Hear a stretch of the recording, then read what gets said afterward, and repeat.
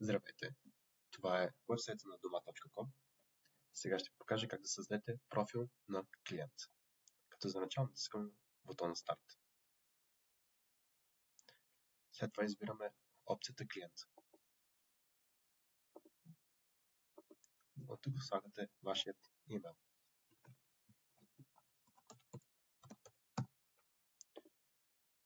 За паролата няма ограничение, може да е една буква, една цифра или каквото пожелаете.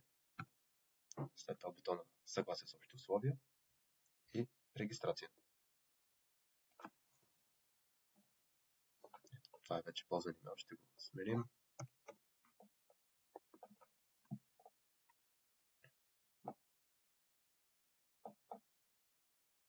И това е вашият профил. Първото нещо, което трябва да направите, е да кликнете върху колелцето и да обновите информация на вашия профил. Качете снимка. Ето тази снимка.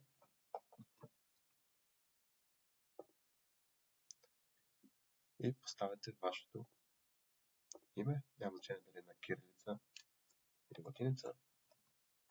Иван Иванов. Тук трябва да поставите вашия адрес и телефон. Ако не искате да сложите адреса, то поне телефон номер, за да може фермер да се свърже с вас за повече информация от към продукта, който бихте искали да закупите. И накрая трябва да заберете локацията, в която сте.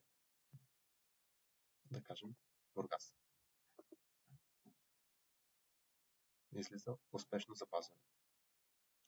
Ето тук виждате вашата профилна снимка и вашето име.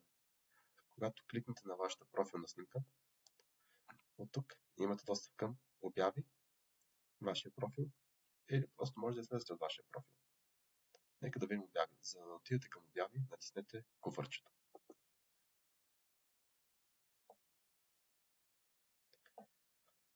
Тук излизат всички обяви.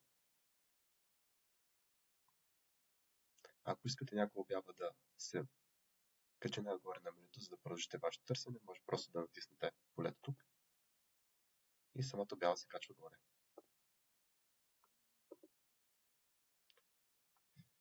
За да отворите обявата, натиснете върху самата обява.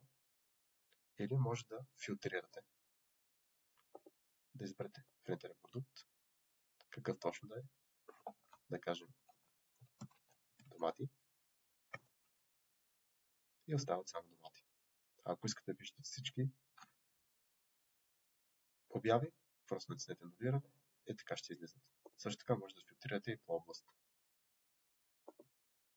Ако няма в тази област, няма нищо да излезе.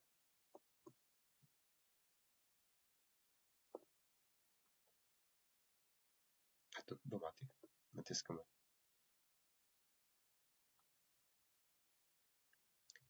След това трябва да натиснем бутона поръчай.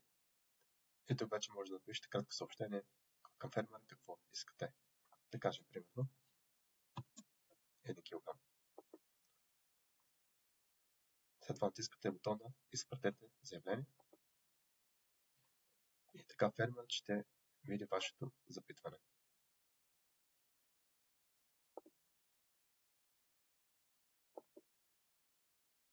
Може да натиснете бутон обяви, за да се върнете обратно в обяви или да отидете в вашия профил. Ето и вашата поръчка. В момента статус се разглежда, тъй като фермерът още не е видял вашата кандидатура.